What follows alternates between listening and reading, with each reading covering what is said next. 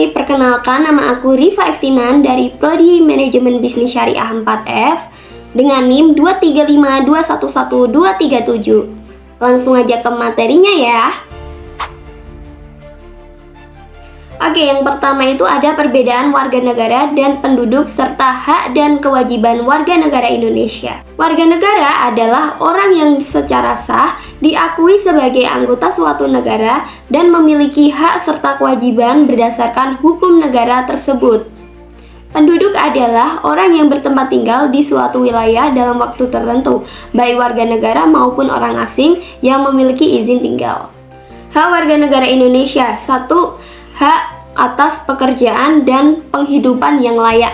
Yang kedua, ada hak untuk memperoleh pendidikan. Yang ketiga, ada hak atas kebebasan beragama dan beribadah sesuai dengan keyakinan. Yang keempat, ada hak atas perlindungan hukum dan kesetaraan di hadapan hukum.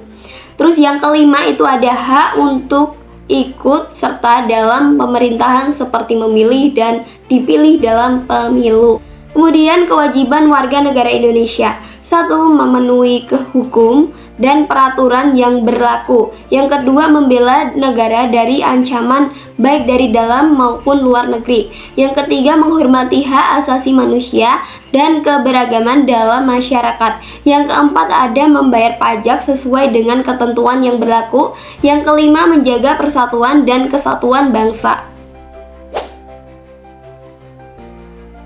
Mana Bhinneka Tunggal Ika berarti berbeda-beda tetapi tetap satu jua, yang berarti menegaskan bahwa meskipun Indonesia terdiri dari berbagai suku, agama, budaya, dan bahasa daerah, seluruh rakyat tetap bersatu dalam satu bangsa dan negara. Contoh penerapan dalam kehidupan sehari-hari. Yang pertama itu menghormati perbedaan agama dan keyakinan orang lain tanpa memaksakan pandangannya sendiri. Yang kedua, bekerja sama dengan teman dari suku atau daerah yang berbeda tanpa diskriminasi. Yang ketiga, menggunakan bahasa Indonesia sebagai bahasa persatuan dalam komunikasi antar suku. Yang keempat, menghargai dan melestarikan budaya daerah lain dengan menonton pertunjukan seni atau mempelajari adat istiadat mereka. Pada tanggal 1 Maret 1945, Jepang membentuk Badan Penyelidik Usaha Persiapan Kemerdekaan Indonesia atau BPUPKI untuk merancang konstitusi bagi Indonesia. BPUPKI mengadakan 2 sidang penting. Sidang pertama tanggal 29 Mei sampai 1 Juni 1945 membahas dasar negara termasuk Pancasila yang dikemukakan oleh Presiden I.R. Soekarno pada tanggal 1 Juni 1945. Sidang kedua pada tanggal 10 sampai 17 Juli 1945 merumuskan rancangan UUD yang mencakup pembukaan, batang tubuh, dan penjelasan.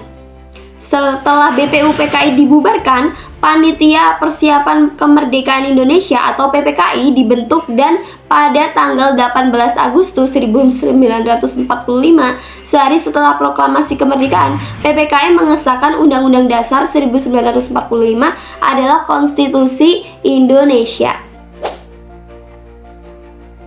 Yang keempat, tantangan dalam menjaga kedaulatan negara di era digital. Di era digital ini, menjaga kedaulatan negara menghadapi berbagai tantangan, yaitu antara lain: yang keempat, tantangan dalam menjaga kedaulatan negara di era digital. Di era digital ini, menjaga kedaulatan negara menghadapi berbagai tantangan, antara lain: 1. Ancaman siber. Yang contohnya itu tuh serangan siber terhadap infrastruktur penting seperti sistem keuangan, pemerintahan, dan pertahanan. Terus contoh yang kedua, peretasan data pribadi yang dapat digunakan untuk kejahatan atau intervensi politik. Yang kedua, hoax dan disinformasi. Contohnya itu ada penyebaran berita palsu yang dapat mengganggu stabilitas sosial dan politik. Terus contoh yang kedua itu propaganda asing yang dapat mempengaruhi opini publik dan demokrasi. Yang ketiga ada dominasi teknologi asing. Contohnya itu ketergantungan pada platform digital asing yang bisa mengancam privasi dan keamanan data nasional. Yang contoh kedua itu kurangnya kemandirian dalam pengembangan teknologi strategis. Yang keempat, radikalisme dan kejahatan digital. Contohnya penyebaran paham ekstremisme melalui media sosial. Terus contoh yang kedua, peningkatan kasus penipuan online seperti perdagangan ilegal dan kejahatan siber lainnya. Yang kelima, itu ada keamanan ekonomi digital. Contohnya persaingan global dalam ekonomi digital yang dapat mengancam UMKM lokal. Terus contoh yang kedua, penggunaan pasar digital oleh perusahaan teknologi besar dari luar negeri. Solusi dari permasalahan-permasalahan ini yaitu: 1. Penguatan regulasi dan hukum siber yang tegas.